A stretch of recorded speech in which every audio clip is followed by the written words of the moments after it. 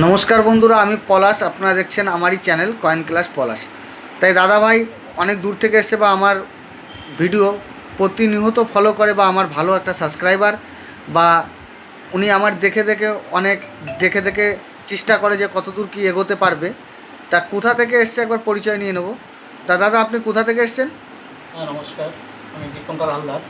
আমার বাড়ি উড়িষ্যায়, একদম লাস্ট ছত্তিশগড়, উড়িষ্যা, আন্ধ্রা, তিনটের বর্ডারে আছি আমি, যেখানে এখনও মাওবাদী এরিয়া, যেখানে মানুষ সেই হ্যাঁ, জায়গার থেকে আসছে।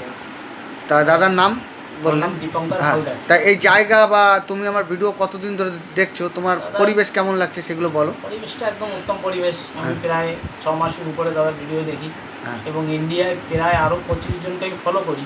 কিন্তু সব জায়গায় দেখেছি পলাশদার যে টেকনিক, কয়েন ক্লাস যে নামটা দিয়েছেন, নামের সাথে চ্যানেলের অনেকটাই যুক্ত আছে।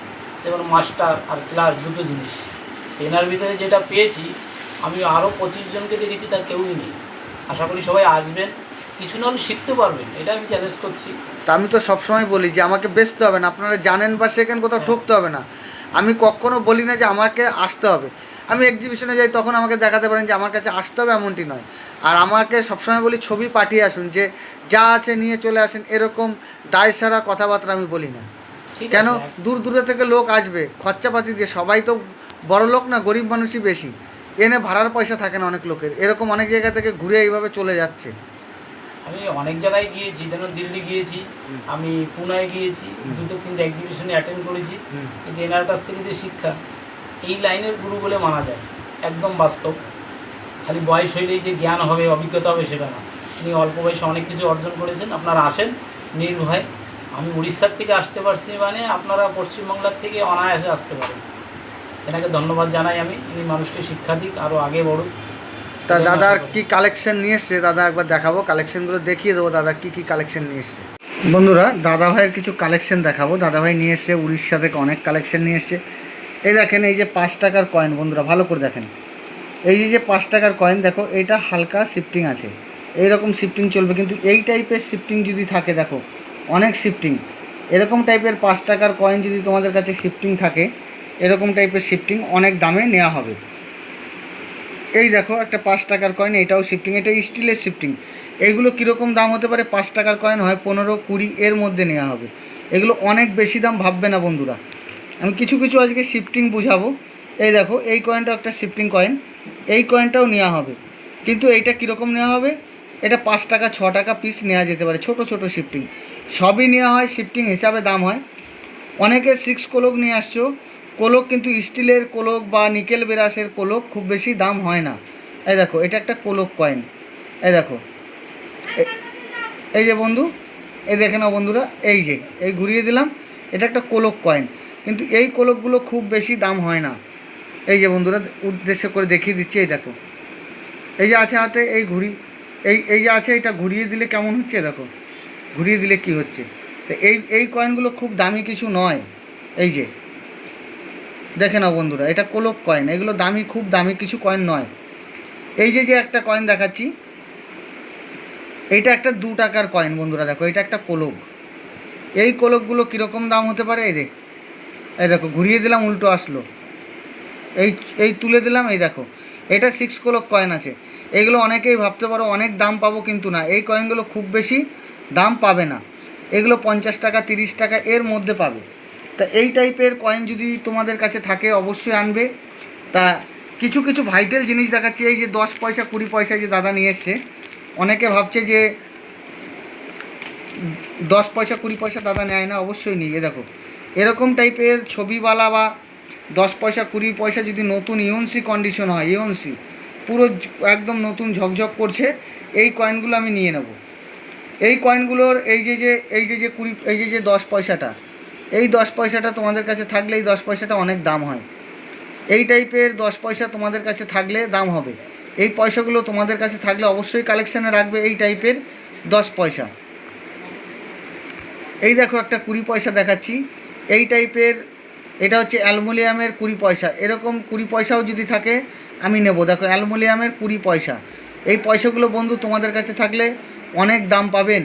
কিন্তু এগুলো যদি কোনো পুরাতন ভাব থাকে, ইউএনসি মানে নতুন হলেই বিক্রি হবে। এইসব কয়েনগুলি যদি পুরো নতুন থাকে, তাহলেই বিক্রি হবে। পুরনো হয়ে গেছে, ড্যামেজ, দেখা গেল কয়েনের কিচ্ছু হয়নি, পুরাতন, নেওয়া হবে না, ওইগুলোর দাম হবে না। কিন্তু যদি নতুন অবস্থায় এরকম নতুন জেম নতুন কন্ডিশনে থাকে তাহলে এগুলো অবশ্যই বিক্রি হয়। তা বন্ধুরা সব আমি পরপর দেখাচ্ছি। আর এই যে দেখো, এই যে একটা ফরেন কয়েন, এই টাইপের ফরেন কয়েনে অনেকে ভাবে যে লাখ লাখ টাকা দাম, কিন্তু না। এই সব ফরেন কয়েন কীরকম দাম হতে পারে, 20 টাকা, 30 টাকা, 50 টাকা কয়েন হিসাবে ফরেন কয়েনের দাম হয়, কিন্তু খুব দামি কিছু নয় বন্ধুরা। সবসময় ভাববে না যে অনেক দামি কয়েন, কিন্তু না, ফরেন কয়েনের মধ্যে দামি আছে। সেই সব কয়েন, ফরেন কয়েন ছবি দেখে বোঝা অসম্ভব, সবসময় ছবি দেখে বোঝা অসম্ভব। তা বন্ধুরা, যারা দূর দূরান্ত থেকে আমার কাছে ছবি পাঠাচ্ছ বা আমাকে ফোনে পাচ্ছ না, তাদের উদ্দেশ্যে বলি, রাত 9টা থেকে 11টা পর্যন্ত অবশ্যই আমাকে ফোনে পাবে। আর ছবি আমার যে নির্ধারিত টাইম আছে বন্ধুরা, সেই টাইমে সবাইকেই রিপ্লাই দিয়ে দিই। হয় একটু টাইম লাগে রিপ্লাইটা দিতে, অবশ্যই সবাই রিপ্লাই পেয়ে যায়। তা বন্ধুরা, যে বর্ধমানে এক্সিবিশন আছে, কয়েন মেলা, সেখানে আমাকে অবশ্যই পাবে।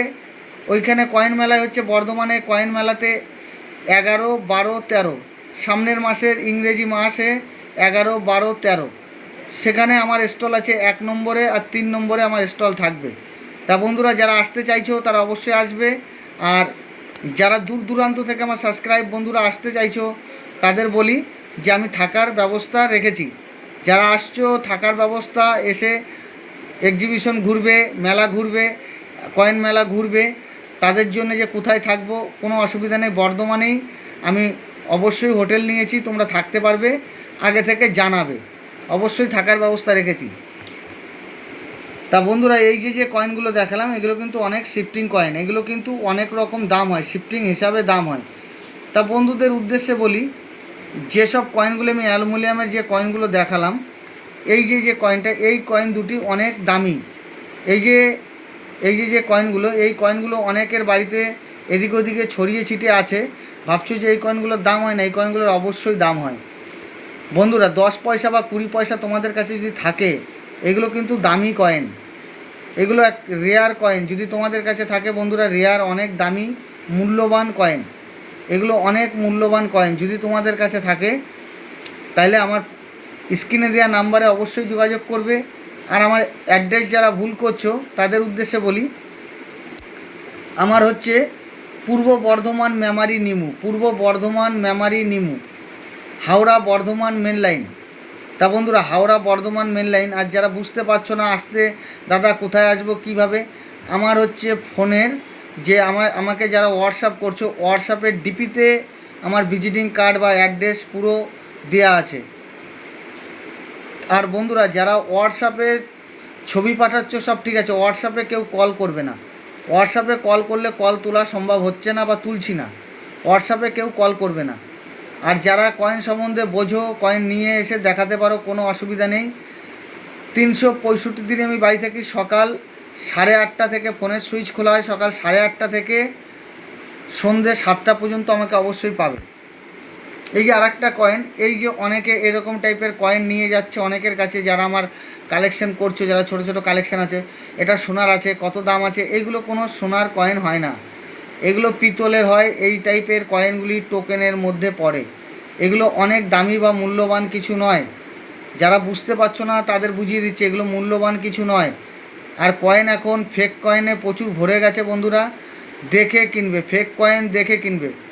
আর নিমুতে এসে যারা আমার অন্য জায়গায় চলে যাচ্ছ, নিমুতে 2জন কাজ করা হয়, সবাই হয়তো পশ্চিমবঙ্গে সবাই জেনে গেছো। নামটা ঠিক করে বলতে হবে, নামটা অবশ্যই ঠিক করে বলবে, তাহলে জায়গা মতো জায়গায় এসে পৌঁছাবে। তা যা এই দাদার উড়িষ্যা থেকে নিয়ে এসে প্রচুর কালেকশান আছে, কিন্তু আরও লোকজন বসে আছে, দেখানো তো অত সম্ভব নয়।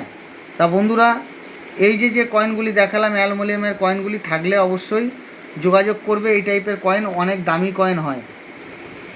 আর আরও প্রচুর কালেকশান আছে, রেয়ার কালেকশান আছে, সব আমি দেখাতে পারছি না, লোকের প্রচুর চাপ আছে।